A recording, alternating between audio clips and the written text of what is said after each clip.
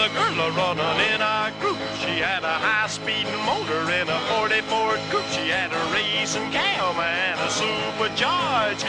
Look at Buddy, hot rod at large. She's a hot rod. She's a hot rod. She's my hot rod. Hey, I had my engine light came on my '98 Ford E250 cargo van. Yeah, man. 4.2 liter V6. Uh-huh. And it came up on number 4, misfire, problem with number 4 on the misfire or something like that. And the question I have for you is testing the spark plug wires and the plugs. What I did was, can you have, even though it's spark wire, and can you still have a bad wire? Well, what you want to spark plug wire? What you want to do, because those are coil over, right? What year is it? Right. 98. It's got coil pack on it.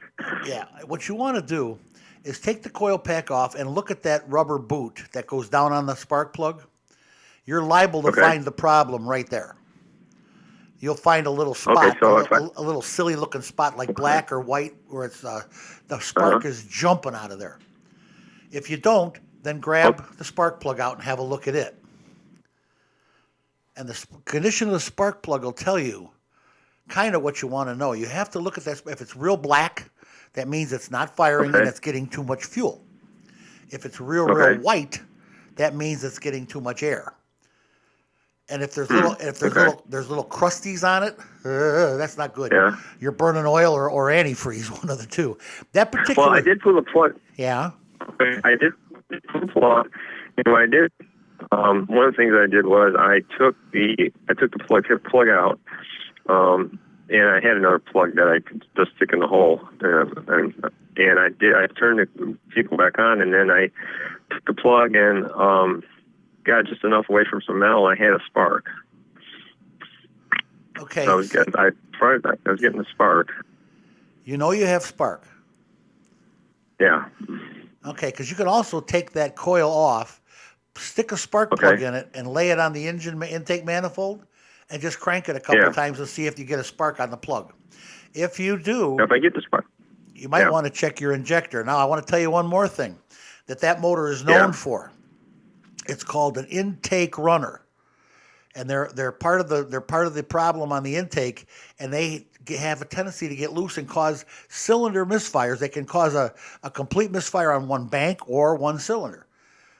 If you don't find a bad injector, they make a tester for that where you can put it on the injector and make sure you have a pulse. And if it's pulsing, then you know that injector is not putting. If your spark plug is all white or it's not all black, if it's not black and sooty, you got a problem where you don't have enough fuel. You might have a bad injector. Those aren't known for bad injectors, though, man. Very rarely did I put injectors on it. I put a lot more intake runners on them than I have injectors. And the intake runner you say intake runner. Is that part of where the injectors are? It's part of the intake. It's hard to explain what it is and what it does, but if you look in the book, you'll see a picture of it, and then you'll get the idea. It opens and closes on different barometric pressures and fuel system pressures and different situations for fuel. And that's they're trying to be precise with their fuel category, so they put these things on, and they're terrible. They work. So if I go on. So if I go on YouTube or so I can just punch in intake runner, and I should be able to get a picture of it. Yeah, more than likely. Okay. More than likely. Okay. So if I got spark at the plug, chances are that it's not the coil pack or even the wire or the plug. Well, I wouldn't think so. Not if you've got spark at that plug. And if that plug was clean, that bothers me. Then you probably got an injector that's not pulsing, or it's sucking too much air. You're getting more air than fuel. And that would be the intake runner doing that. Intake runner. Okay, I'll have to.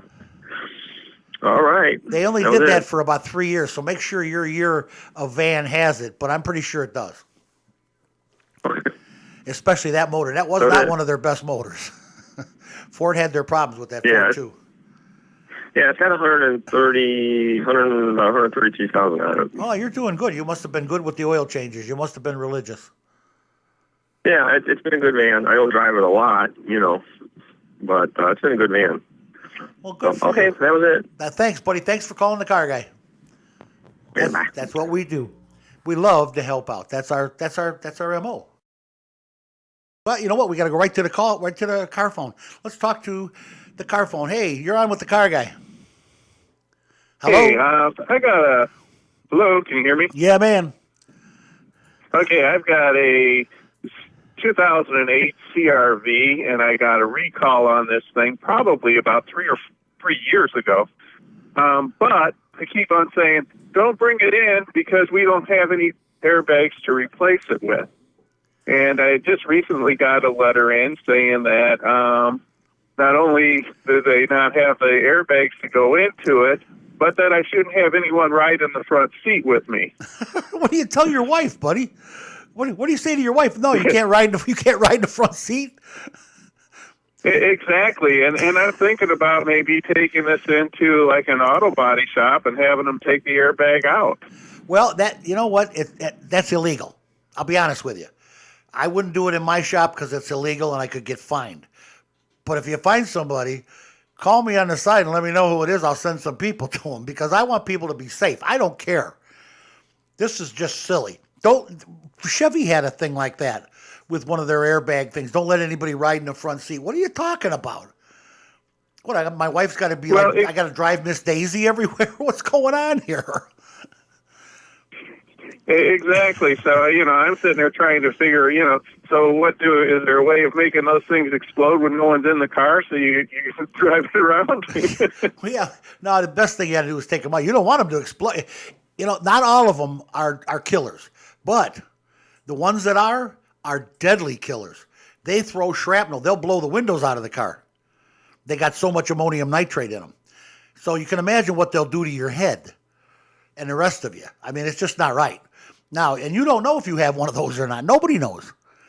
These were made, and the guy that was the whistleblower at Takata said he believes the majority of the car airbags inflators that Takata made are overcharged, which means that there's more deadly airbags out there than anybody knows.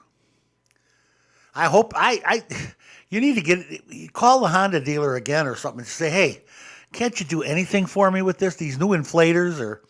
Because I know the one Honda dealer here in Lansing was doing pretty good with that, and the one in Highland, but I don't know if maybe they're out of them now. I don't know. All I know is that's what I just keep on getting these letters. Don't take it in. They'll call you. And, here I am 3 years later, and I still have the bad airbags. Well, absolutely. And that's insane. And you're still, and now they tell you don't let anybody ride in the front seat? Yeah, yeah. What? I don't know. So, I don't know if you're married or single, or if you're dating, that's even worse. How do you tell your date to ride in the back seat? What do you do? I am married, and I also carry grandkids sometimes. And this is pretty scary stuff. You know what? It's real scary stuff. And the guy at the Honda, where you bought your Honda, maybe you should be able to call him and talk to the service manager and say, hey, can you slide me in here? Or check around there. I'm sure that somebody would go ahead and would do this where you take your airbag out for it. Unplugging it won't help. They physically have to take the igniter off the airbag and get it out of there because that's the part that explodes. I don't know. Well, I want to also thank you. You gave me some good advice, and you fixed my dashboard or told me how to fix my dashboard on my truck, so I appreciate your show. No problem, buddy, and I'm glad you called the car guy. Call us anytime and let me know how this airbag thing, if you get any relief on this airbag, please call. We need to talk about it. Yeah, I'll give you a call back. I appreciate it. Thanks, buddy. Thanks for calling the car guy. Bye. I got to tell you, that's the kind of call that I know I would get with all these that I know, all these people. My God. Yeah. And you feel bad. Now, and Honda actually told him, don't let anybody ride in the front seat. He said, I'm married. I got grandkids. I got kids. I mean, come on. I don't know. I don't know what's worse. When you're married, you tell your wife, hey, get in the back. Although if that is a bad airbag, being in the back seat's not going to save you. That's not far enough away. I'm telling you, these things will blow the windows out. So if you're in the back seat, it's not going to save you, not a bit. I don't know, but don't ride in the front seat. Why do you tell a date that?